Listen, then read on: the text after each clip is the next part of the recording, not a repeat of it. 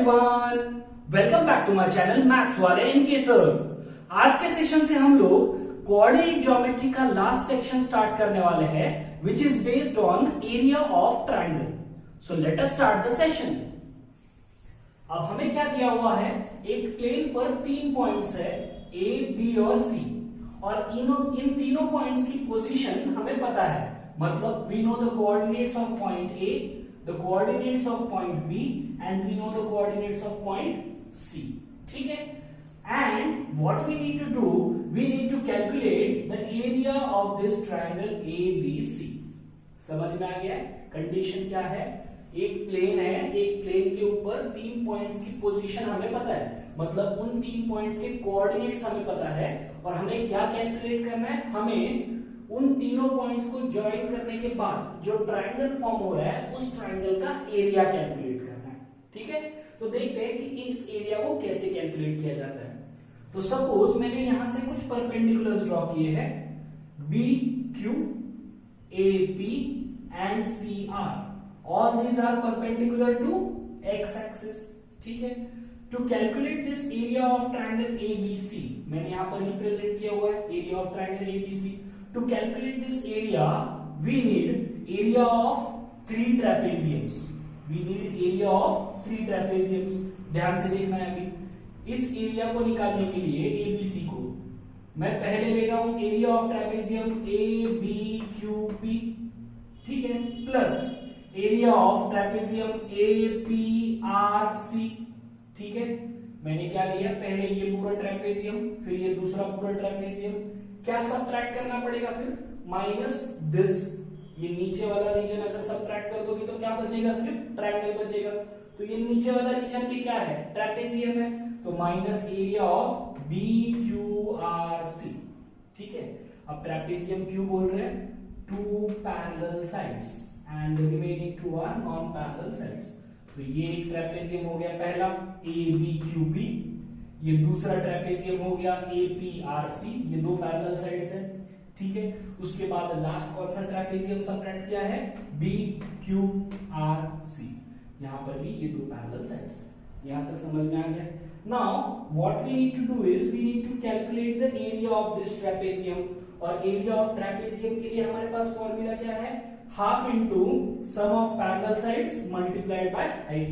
ये lower classes में हमने पढ़ा हुआ है। So we need to apply this formula in these 3 cases. ठीक है, so we'll apply the formula. Area of trapezium ABQP, ABQP के लिए parallel sides half into sum of parallel sides मतलब BQ plus AP, correct, sum of parallel sides मतलब BQ plus AP, यहां पर मैंने लिखा है, मल्टीप्लाइड बाय हाइट। अब यहां पर हाइट कौन सी हो जाएगी, दिस QP। ये 2 पैरेलल साइड्स है, और हमें पता है ये भी परपेंडिकुलर है, ये भी परपेंडिकुलर है, इसका मतलब ये क्या इंडिकेट करेगा, this will be the height, right. So QP becomes the height। वैसे ही to calculate the area of APRC, formula क्या है, half into sum of parallel sides AP plus CR multiplied by height is PR, so this height is PR, correct, minus of area of trapezium BQRC, so half into sum of parallel sides मतलब BQ plus RC, so half into sum of parallel sides means BQ plus RC multiplied by height कितनी हो जाएगी, ये QR। यहां तक समझ में आ गया। मुझे क्या करना है, एरिया ऑफ ट्रायंगल निकालना है। उसके लिए मैंने क्या किया, area of this trapezium plus area of this trapezium minus area of this trapezium. ठीक है, ये यहां पर मैंने लिख दिया है।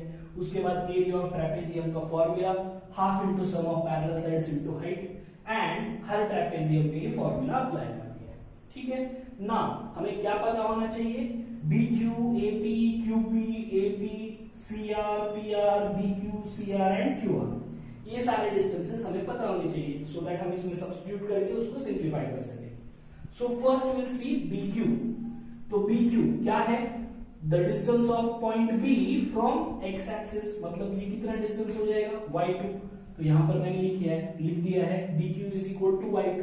Next the distance is AP, so AP the distance of this point A from the x axis कितना होता है, y1। तो यहाँ पर मैंने लिख दिया है y1। Next is height qp। अब qp कैलकुलेट करना है, तो qp कैसे कैलकुलेट कर सकते हो? दिस op, यहां से यहां तक का distance op minus of oq। ये अगर हटा दोगे तो क्या बचेगा? सिर्फ qp। So op minus oq, right?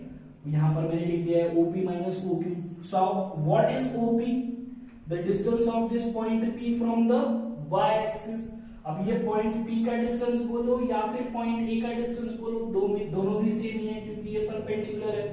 So this distance op will be x1, तो यहां पर मैंने लिख दिया है x1। Next is oq, the distance of this point q from the y axis, मतलब the distance of this point p from the y axis. So ये distance कितना हो जाएगा? x2। तो यहां पर मैंने oq की जगह पर लिख दिया है x2। यहां तक क्लियर है। Next we need AP। अब AP ऑलरेडी मैंने यहां पर लिखा हुआ है y1, यहां पर भी लिख दिया AP is equal to y1। Next CR। So CR distance, this CR distance is nothing but distance of point C from the x axis. तो कितना होता है? y3। यहां पर मैंने लिख दिया y3। Next is distance PR, ये है इस ट्रेपेजियम के लिए हाइट। तो PR कैसे कैलकुलेट कर सकते हो? टोटल OR में से ये OP को हटा दो, ये OR में से OP को हटा दो, that will give you PR। तो OR कितना है? Right, this distance OR is the distance of this point R from the y axis. अब ये R का डिस्टेंस बोलो या फिर C का डिस्टेंस बोलो, दोनों एक ही लाइन पे है ऐसे। सो this distance will be x3। So x3 minus OP distance कितना है? OP डिस्टेंस कितना है? x1। So this becomes x3 minus x1। यहां तक क्लियर है। Next BQ। सो BQ, ये BQ डिस्टेंस हमने पहले से लिया हुआ है, BQ इज y2, यहां पर लिख दिया।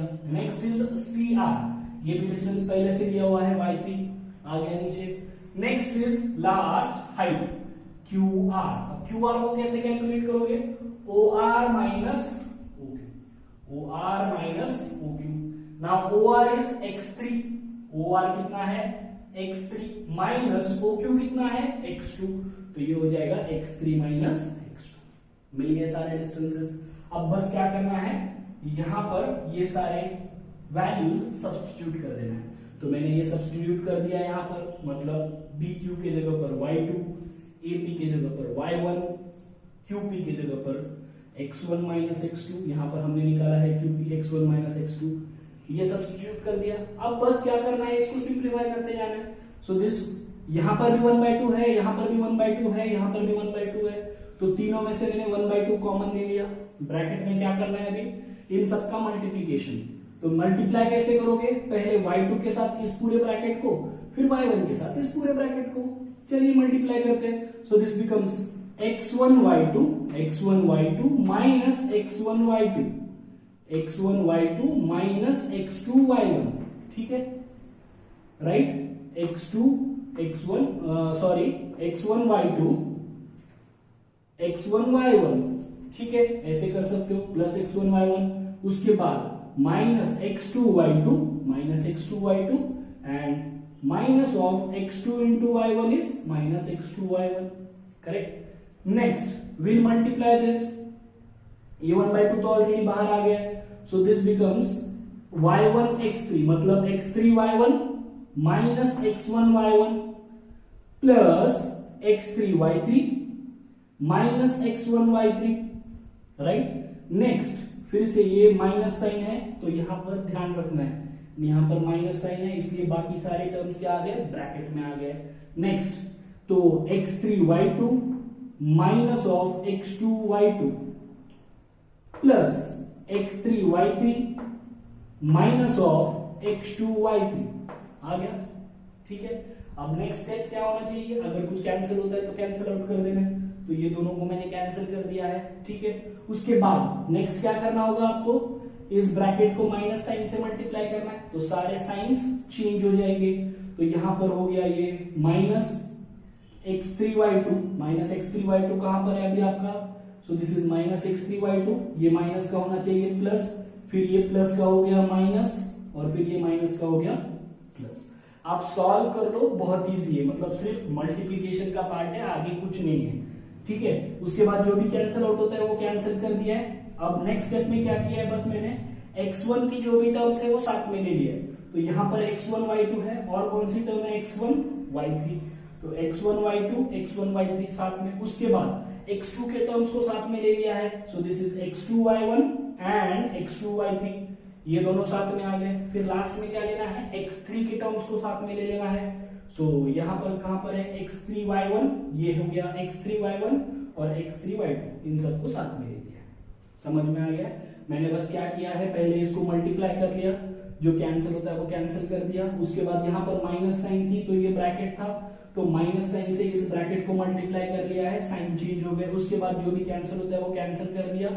नेक्स्ट सारे x1 के टर्म साथ में, उसके बाद सारे x2 के टर्म साथ में, और उसके बाद सारे x3 के टर्म साथ में। केयरफुली सॉल्व करना है, कहीं पर भी प्रॉब्लम आ जाए आपको, आप मुझे कॉल करके पूछ सकते हो, ठीक है। नेक्स्ट अब क्या करना है, बस इसको सिंप्लीफाई करना है, that will give you the area of this triangle. चलिए मैं इसको सिंप्लीफाई कर लेता हूं।